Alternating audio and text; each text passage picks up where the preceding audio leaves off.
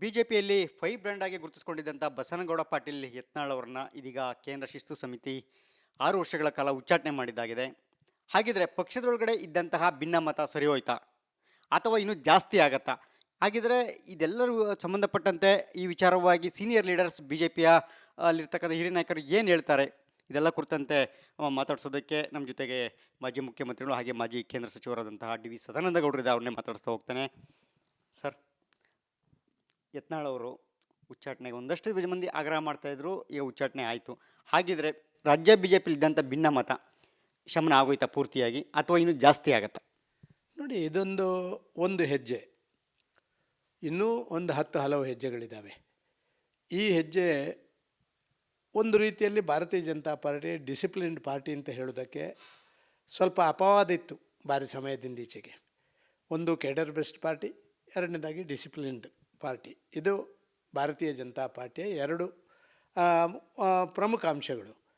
ಕರ್ನಾಟಕದಲ್ಲಿ ಸುಮಾರು 6 ತಿಂಗಳು 1 ವರ್ಷಗಳ ಕಾಲದಿಂದ ನಡೀತಾ ಇರೋಂಥ ವಿದ್ಯಮಾನ ಸಾಮಾನ್ಯ ಜನರಲ್ಲಿ ಕೂಡ ಒಂದು ಮನಸ್ಸಿಗೆ ಏನಪ್ಪ ಬಿ ಜೆ ಪಿಯವರು ಹೀಗೇನಾ, ಕಾಂಗ್ರೆಸ್ಸಿಗಿಂತ ಏನು ಡಿಫ್ರೆನ್ಸ್ ಇಲ್ವಾ ಅಂತ ಹೇಳುವಂಥ ಭಾವನೆಗಳು ಬಂದಿತ್ತು.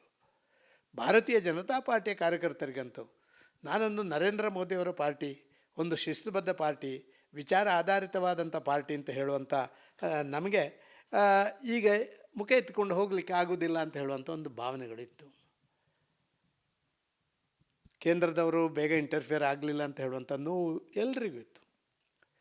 ನಾನಂತೂ ಅದರಲ್ಲಿ ಭಾರಿ ಮುಂಚೂಣಿಯಲ್ಲಿದ್ದೆ. ನಾನು 2 ಪತ್ರಗಳನ್ನು ಬರೆದಿದ್ದೆ. ಕೋರ್ ಕಮಿಟಿಯಲ್ಲಿ ಅತ್ಯಂತ ಗಂಭೀರವಾಗಿ ಈ ಪ್ರಶ್ನೆಗಳನ್ನು ನಾನು ಎತ್ತಿದ್ದೆ. ಶೋಕಾಸ್ ನೋಟಿಸ್ ಕೊಟ್ಟು ಕೂಡ ಆ್ಯಕ್ಷನ್ ತಗೊಳ್ಳಿಲ್ಲ ಅಂತ ಹೇಳುವಂಥ ಭಾವನೆಗಳಿತ್ತು. ಶಿವರಾಮ ಹೆಬ್ಬಾರ್, ಸೋಮಶೇಖರ್ ಅಂತವರು ನಮ್ಮ ಪಾರ್ಟಿಗೆ ಬಂದು ಮಂತ್ರಿಗಳಾಗಿ ಮತ್ತೆ ಪಾರ್ಟಿ ಸಿಂಬಲಲ್ಲಿ ಗೆದ್ದವರು ಇವತ್ತು ಕಾಂಗ್ರೆಸ್ನವರೊಟ್ಟಿಗೆ ಸೇರಿಕೊಂಡು ನಮಗೆ ತುಳಿತಾ ಇರುವಂಥದ್ದನ್ನು ಕಂಡ್ರೆ ಮನಸ್ಸಿಗೆ ನೋವಾಗ್ತಾ ಇದೆ ಅಂತ ಹೇಳುವಂಥದ್ದನ್ನು ವ್ಯಕ್ತಪಡಿಸಿದ್ದೆ. ಏನೋ ಒಂದಷ್ಟು ದಿನ ಬೇರೆ ಬೇರೆ ರಾಜ್ಯಗಳ ಚುನಾವಣೆ ಅಂತ ಹೇಳಿ ನಾವು ಕೇಂದ್ರದವರು ಮಾಡಿಲ್ಲ ಅಂತ, ಅದರ ನಂತರವೂ ಸ್ವಲ್ಪ ಡಿಲೇ ಆದ್ದಕ್ಕೆ ಮನಸ್ಸಿಗೆ ನೋವಿತ್ತು. ಸರಿಯಾ ತಪ್ಪ ನನಗೆ ಗೊತ್ತಿಲ್ಲ. ಇವತ್ತು ಒಂದು ಹೆಜ್ಜೆ ಮುಂದೆ ಹೋಗಿದ್ದಾರೆ. ಒಂದು 4-5-6 ಜನರಿಗೆ ಗುಂಪುಗಾರಿಕೆ ಮಾಡುವಂಥ ಎಲ್ರಿಗೂ ಕೂಡ, ಅದು ಆ ಗುಂಪು ಈ ಗುಂಪು ಅಂತಲ್ಲ, ಎಲ್ರಿಗೂ ಕೂಡ ನೋಟಿಸ್ ಕೊಟ್ಟಿದ್ದಾರೆ. ಒಬ್ಬರಿಗೆ ಈಗಾಗಲೇ ನೋಟಿಸ್ ಕೊಟ್ಟವ್ರ ಮೇಲೆ ಕಾರ್ಯಾಚರಣೆ ಮಾಡಿದ್ದಾರೆ. ನನಗೆ ಅನಿಸಿದೆ, ನಾನೊಬ್ಬ ಕಾರ್ಯಕರ್ತನಾಗಿ ನಾನು ಹೇಳ್ತಾ ಇದ್ದೇನೆ, ಇದು ಭಾರಿ ಹಿಂದೆ ಆಗಬೇಕಾಗಿತ್ತು.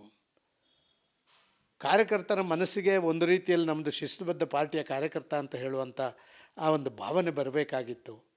ಅದು ಇವತ್ತು ಪ್ರಾರಂಭ ಆಗಿದೆ ಅಂತ ನಾನು ಅನ್ನಿಸ್ತಾ ಇದ್ದೇನೆ. ಇದೇನು ಇಲ್ಲಿಗೆ ಎಲ್ಲ ಸರಿ ಆಯಿತು ಅಂತ ನಾನು ಹೇಳಲ್ಲ. ಮತ್ತೆ ಭಿನ್ನಮತ ಆಗಿದ್ರೆ ಇನ್ನು ಮುಂದುವರಬಹುದು, ಜಾಸ್ತಿ ಭಿನ್ನಮತ ಮುಂದುವರಿತದೆ ಅಂತಲ್ಲ, ಇದನ್ನು ಸರಿ ಮಾಡುವಂಥ ಮಹತ್ತರ ಜವಾಬ್ದಾರಿ ಎಲ್ಲರ ಮೇಲೆ ಇದೆ. ಈಗಾಗಲೇ ಭಿನ್ನಮತೀಯರು ಆದರೆ ಏನು ಅಂತ ಹೇಳುವಂಥ ಒಂದು ಸಂದೇಶ ಕಳಿಸಿ ಕಾರ್ಯಕರ್ತರ ಮನಸ್ಸಿಗೆ ಶಿಸ್ತುಬದ್ಧ ಪಾರ್ಟಿ ಅಂತ ಬಂದಿದೆ. ಇನ್ನು ಯಾರೆಲ್ಲ ಬೇರೆ ಬೇರೆ ರೀತಿಯಲ್ಲಿ ಭಿನ್ನಮತ ಅಲ್ಲಿ ಮಾಡುವವರನ್ನು ಕರೆಸಿ ಕೂರಿಸಿ ಮಾತಾಡಿ, ಅವರು ಕೇಳದಿದ್ದರೆ ಅವರ ಮೇಲೆ ಕಾರ್ಯಾಚರಣೆ ಮಾಡಿ ಅದಕ್ಕೆ ಕೌಂಟರ್ ವ್ಯವಸ್ಥೆಗಳನ್ನು ಏನು ಮಾಡ್ಬೋದು, ಇದನ್ನೆಲ್ಲ ಪ್ಲ್ಯಾನ್ ಆಫ್ ಆ್ಯಕ್ಷನ್ ತುಂಬ ಇದೆ ಕರ್ನಾಟಕದಲ್ಲಿ. ಈಗ ಹಿಂದೆ ಜಗದೀಶ್ ಶೆಟ್ಟರ್ ಹೋದಂಥ ಸಂದರ್ಭದಲ್ಲಿ ಲಿಂಗಾಯತ ಸಮುದಾಯ ಎಲ್ಲೋ ಒಂದು ಕಡೆ ಕೈ ಹಿಡಲಿಲ್ಲ ಬಿ ಜೆ ಪಿನ, ಅದು ಕಾಂಗ್ರೆಸ್ಗೆ ವರದಾನ ಆಯಿತು. ಆ ಸಂದರ್ಭದಲ್ಲಿ ಈಗ ಮತ್ತೆ ಪಂಚಮಸಾಲಿ ಸಮುದಾಯದಲ್ಲಿ ಭಾಳ ಪ್ರಬಲವಾಗಿ ಗುರುತಿಸ್ಕೊಂಡಿರ್ತಕ್ಕ ಯತ್ನಾಳ್ ಅವ್ರಿಗೆ, ಅದರಲ್ಲಿ ಪ್ರಮುಖವಾಗಿ ಉತ್ತರ ಕರ್ನಾಟಕ ಭಾಗದಲ್ಲಿ ಮತ್ತೆ ಮುಂದಿನ ದಿನಗಳಲ್ಲಿ ಬಿ ಜೆ ಪಿಗೆ ಪಕ್ಷ ಸಂಘಟನೆ ವಿಚಾರವಾಗಿ ತೊಂದರೆ ಆಗೋದಿಲ್ವಾ? ಇಲ್ಲ, ನಾನು ಅದನ್ನು ಒಪ್ಕೊಳ್ಳಲ್ಲ. ಯಾಕೆ ಅಂತ ಹೇಳಿದರೆ, ಭಾರತೀಯ ಜನತಾ ಪಾರ್ಟಿಯ ನಮ್ಮ ಸರ್ವೋಚ್ಚ ನಾಯಕರಾದಂಥ ಸನ್ಮಾನ್ಯ ಯಡಿಯೂರಪ್ಪರು ನಮ್ಮ ಪಾರ್ಟಿ ಬಿಟ್ಟು ಹೋದಾಗ ಇಡೀ ಸಮುದಾಯ ಅವರ ಹಿಂದೇನೂ ಹೋಗಲಿಲ್ಲ. ಇಡೀ ಸಮುದಾಯ ಬಿ ಜೆ ಪಿ ಜೊತೆ ಇತ್ತು. 40 ಸ್ಥಾನ ನಾವು ಗೆದ್ದವರು, 4 ಸ್ಥಾನ ಗೆದ್ದಿರೋದು. ಮೊನ್ನೆ ಲೋಕಸಭಾ ಚುನಾವಣೆ ಆಯಿತು. ಹೈದರಾಬಾದ್, ಕರ್ನಾಟಕದ 5 ಸ್ಥಾನಗಳನ್ನು ಸೋತೆವು.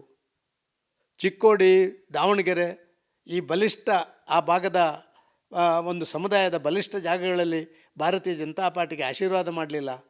ಇದನ್ನೆಲ್ಲ ನೋಡಿದರೆ ಎಲ್ಲೋ ಒಂದು ಭಾರತೀಯ ಜನತಾ ಪಾರ್ಟಿ ಕೇವಲ ಸಮುದಾಯ ಆಧಾರಿತ, ಜಾತಿ ಆಧಾರಿತ ಪಾರ್ಟಿಯಾಗಿ ಉಳಿದಿಲ್ಲ, ವಿಚಾರ ಆಧಾರಿತವಾದಂಥ ಪಾರ್ಟಿಯಾಗಿ ಉಳಿದಿದೆ, ನಾಯಕತ್ವದ ಆಧಾರಿತವಾದಂಥ ಪಾರ್ಟಿಯಾಗಿ ಉಳಿದಿದೆ ಮತ್ತು ಶಿಸ್ತಿಗೆ ಹೆಚ್ಚು ಆದ್ಯತೆ ಕೊಡ್ತದೆ ಅಂತ ನಾನು ಭಾವಿಸ್ತಾ ಇದ್ದೀನಿ. ಈಗ ಯತ್ನಾಳ್ ಒಬ್ಬರೇ ಪಕ್ಷದಲ್ಲಿ ಭಿನ್ನಮತೀಯ ಚಟುವಟಿಕೆಗಳು ಮಾಡಿದವರಲ್ಲ, 2 ಕಡೆಯವರು ಮಾಡಿದವರು. ಒಂದು ಕಡೆ ನೋಟಿಸ್ ಕೊಟ್ಟಿದ್ದಾರೆ, ಒಬ್ಬರನ್ನ ಉಚ್ಚಾಟನೆ ಆಗಿದೆ. ಪಕ್ಷದೊಳಗಿನ ಭಿನ್ನಮತ ಇಲ್ಲಿಗೆ ಆರುತ್ತಾ ಅಥವಾ ವಿಜಯೇಂದ್ರ ಅವರಿಗೆ ಮತ್ತಷ್ಟು ಸವಾಲುಗಳು ಎದುರಾಗುತ್ತಾ? ನೋಡಿ, ಬಿ ಜೆ ಪಿಗೆ ಸವಾಲುಗಳು ಎದುರಾಗ್ಬೋದು. ಯಾವುದೇ ವ್ಯಕ್ತಿಗೆ ಸವಾಲುಗಳು ಎದುರಾಗುತ್ತೆ ಅಂತ ನಾನು ಭಾವಿಸ್ತಿಲ್ಲ. ಈಗ ಮೊನ್ನೆಯಿಂದೀಚೆ 2 ಗುಂಪುಗಳು ಬೀದಿಗೆ ಹೋಗಿ ಬರಡಾದ್ದು BJP.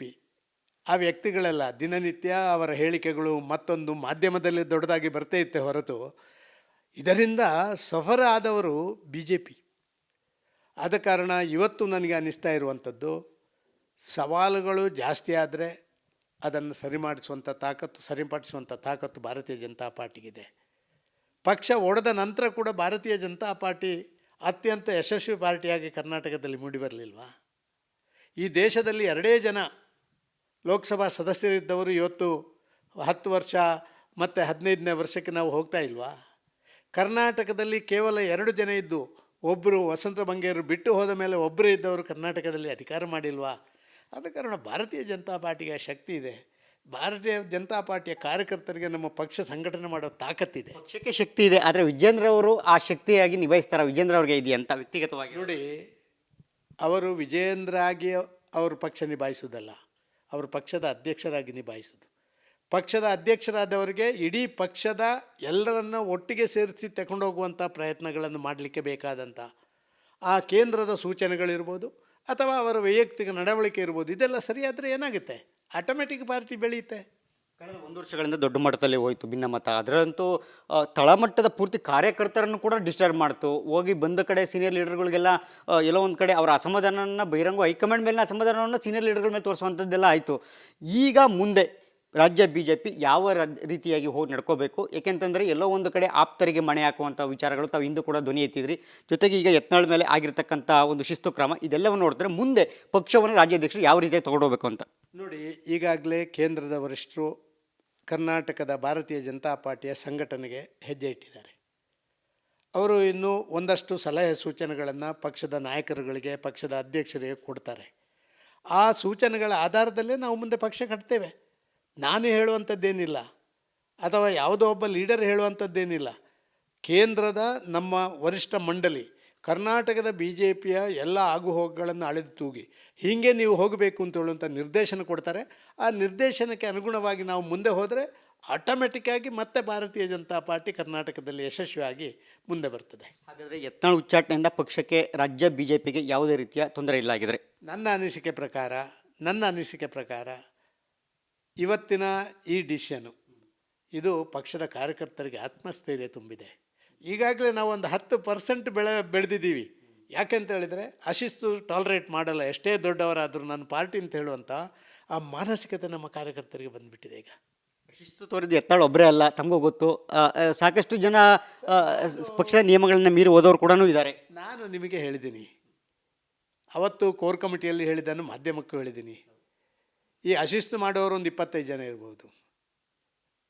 ನಮ್ಮ ಕಾರ್ಯಾಚರಣೆ ಎಲ್ಲೋ ಒಂದು ಕಡೆಯಿಂದ ಪ್ರಾರಂಭ ಆದರೆ ಒಂದು ಮರದಲ್ಲಿ 25 ಕಾಗೆಗಳು ಸಿಕ್ಕಾಬಟ್ಟೆಯ ಮನೆಯವರಿಗೆ ಕಿರಿಕಿರಿ ಕಾ ಅಂತ ಹೇಳಿ ಉಪದ್ರ ಮಾಡಿದರೆ, ಒಂದು ಕಾಗೆ ನೀವು ಗುಂಡು ಹೊಡೆದ್ರೆ ಬಾಕಿ 24 ಕಾಗೆ ಬರುವುದೇ ಇಲ್ಲ ಅಂತ ಹೇಳುವಂಥದ್ದು ಹೇಳಿದ್ದೇನೆ. ಇವತ್ತು ಅನ್ವಯ ಆಗುತ್ತೆ ಅದು. ಅದೇ ರೀತಿ ಉಳಿದವರೆಲ್ಲ ಸೈಲೆಂಟ್ ಆಗ್ತಾರಾಗಿದ್ರೆ? ಸೈಲೆಂಟ್ ಅಲ್ಲ, ಪಕ್ಷಕ್ಕೆ ಸೇರಿಸ್ಕೊಳ್ತೀವಿ ನಾವು. ಯಾರನ್ನೂ ಸೈಲೆಂಟ್ ಮಾಡಬೇಕು ಅಂತ ಹೇಳುವಂಥ ಇರಾದೆ ಭಾರತೀಯ ಜನತಾ ಪಾರ್ಟಿಗಿಲ್ಲ. ಪ್ರತಿಯೊಬ್ಬನಲ್ಲಿರುವಂಥ ವ್ಯಕ್ತಿತ್ವ, ಅವನ ಶಕ್ತಿ, ಅದನ್ನು ನಾವು ಸೇರಿಸ್ಕೊಂಡೇ ನಮ್ಮ ಪಕ್ಷ ಕಟ್ಟಬೇಕು. ಆದ ಕಾರಣ ಯಾರನ್ನೂ ಸೈಲೆಂಟ್ ಮಾಡೋದರಿಂದ ಪಕ್ಷ ಬೆಳವಣಿಗೆ ಆಗ್ತದೆ ಅಂತಲ್ಲ, ಎಲ್ಲರನ್ನ ಸೇರಿಸ್ಕೊಂಡು ಮುಂದೆ ಹೋಗೋದೇ ಪಕ್ಷದ ಬೆಳವಣಿಗೆ ಸೂಕ್ತ. ಬಹಿರಂಗವಾಗಿ BJPಯ ವಿರೋಧವಾಗಿ, ಪಕ್ಷಕ್ಕೆ ವಿರುದ್ಧವಾಗಿ ಕಾಂಗ್ರೆಸ್ ಜೊತೆ ಸೇರ್ಕೊಂಡಂಥ ಶಿವರಾಮ್ ಹೆಬ್ಬಾರ್ ಹಾಗೆ ST ಸೋಮಶೇಖರ್ ಅವರ ವಿರುದ್ಧ ಕ್ರಮ ಆಗಿಲ್ಲ, ಆಗಬಹುದಾ ಸರ್? ಅವರ ಬೆಳವಣಿಗೆಗಳನ್ನು ನಾನು ಇದರ ಬಗ್ಗೆ ಭಾರಿ ಗಂಭೀರವಾಗಿ ಕೋರ್ ಕಮಿಟಿಯಲ್ಲಿ ಪ್ರಶ್ನೆ ಮಾಡಿದ್ದೀನಿ, ಚರ್ಚೆ ಮಾಡಿದ್ದೀನಿ. ನಿನ್ನೆ ಅವರಿಗೆ ನೋಟಿಸ್ ಕೊಟ್ಟಿದ್ದಾರೆ. ಇದರ ಅರ್ಥ ಸುಮ್ಮನೆ ನೋಟಿಸ್ ಕೊಡಲ್ಲ. ಯಾರು ಹೇಳ್ಬೋದು ಯತ್ನಾಳಿಗೆ ನೋಟಿಸ್ ಹಿಂದೊಮ್ಮೆ ಕೊಟ್ಟು ಏನಾಗಿಲ್ಲ, ಮೊನ್ನೆ ಕೊಟ್ಟು ಕೂಡ ಭಾರಿ ದಿನ ಆಯಿತು ಏನಾಗಿಲ್ಲ. ಇದು ಹಾಗೆಲ್ಲ ಎಲ್ಲವನ್ನು ಅಳೆದು ತೂಗಿ ಪಾರ್ಟಿಯೊಟ್ಟಿಗೆ ಕೆಲಸ ಮಾಡಿದವರಿಗೆ ಸ್ವಲ್ಪ ಸಮಾಧಾನದಿಂದ ನೋಡಿದಾಗ ಅದಕ್ಕೆ ಬೇರೆ ಬೇರೆ ವ್ಯಾಖ್ಯಾನಗಳು ಬರ್ತವೆ. ಅದಕ್ಕೆ ನಾವೇನು ಬೇಸರ ಪಟ್ಕೊಳ್ಳೋ ಅಗತ್ಯ ಇಲ್ಲ. ಇಬ್ಬರಿಗೂ ಕೂಡ ಮುಂದಿನ ದಿನದಲ್ಲಿ ಮತ್ತೆ ಶಿಸ್ತು ಕ್ರಮ ಆಗುವಂಥ ಸಾಧ್ಯತೆಗಳಿದೆ ಇರ್ಬೋದು. ಅದು ಕೇಂದ್ರದ ವರಿಷ್ಠತೆ ಕೊಳ್ಳುವಂಥದ್ದು, ನಾನೇನು ಹೇಳಲಿಕ್ಕೆ ಆಗೋದಿಲ್ಲ ಅಂತ. ಹಾಗೆ ಕೊನೆಯದಾಗಿ ರಾಜ್ಯ BJPಯಲ್ಲಿ ತಾವು ಸೀನಿಯರ್ ಲೀಡರಾಗಿ ವಿಜೇಂದ್ರ ಅವರಿಗೆ ಕೊಡುವಂಥ ಒಂದು ಕೊನೆಯದಾಗಿ ಒಂದು ಸಲಹೆಗಳು ಹೇಳೋದಾದರೆ ಇನ್ನು ಮುಂದೆ? ಸರ್, ಕೇಂದ್ರದವ ಏನು ನಿರ್ದೇಶನ ಕೊಡ್ತಾರ ಅದೇ ರೀತಿ ಪಕ್ಷ ಕಟ್ಟುವಂಥ ಎಲ್ಲ ಪ್ರಯತ್ನ ಮಾಡಿ. Yes sir, thank you sir. Yes, ಇದಿಷ್ಟು ಕೂಡ ರಾಜ್ಯ ಬಿ ಜೆ ಪಿಯಲ್ಲಿ ಹಿರಿಯ ನಾಯಕರಾದಂತಹ ಡಿ ವಿ ಸದಾನಂದ ಗೌಡರ ಮಾತು. ಅವರು ಸಾಕಷ್ಟು ವಿಚಾರಗಳನ್ನು ನಮ್ಮ ರಿಪಬ್ಲಿಕ್ ಕನ್ನಡ ಜೊತೆ ಹಂಚಿಕೊಂಡಿದ್ದಾರೆ. ಅದು ಯತ್ನಾಳ ಉಚ್ಚಾಟನೆ ನಂತರ ಆಗುವಂಥ ಪರಿಣಾಮಗಳಿರ್ಬೋದು, ಹಾಗೆ ಮುಂದೆ ಬಿ ಒ ವಿಜೇಂದ್ರ ಅವರು ಯಾವ ರೀತಿ ಪಕ್ಷವನ್ನು ಕಟ್ಕೊಂಡು ಹೋಗಬೇಕು ಅನ್ನೋದು ವಿಚಾರ ಇರ್ಬೋದು, ಎಲ್ಲವೂ ಸಾಕಷ್ಟು ವಿಚಾರಗಳನ್ನು ಹಂಚಿಕೊಂಡಿದ್ದಾರೆ. ಮುಂದೆ ಮತ್ತಷ್ಟು ರಾಜ್ಯ ಬಿ ಜೆ ಪಿಯ ಅಪ್ಡೇಟ್ಗಳನ್ನು ನಮ್ಮ ರಿಪಬ್ಲಿಕ್ ಕನ್ನಡ ತಮಗೆ ನೀಡ್ತಾ ಹೋಗುತ್ತೆ. ಕ್ಯಾಮ್ರಾ ಪರ್ಸನ್ ಮಧು ಜೊತೆ ಸುರೇಶ್, ರಿಪಬ್ಲಿಕ್ ಕನ್ನಡ, ಬೆಂಗಳೂರು.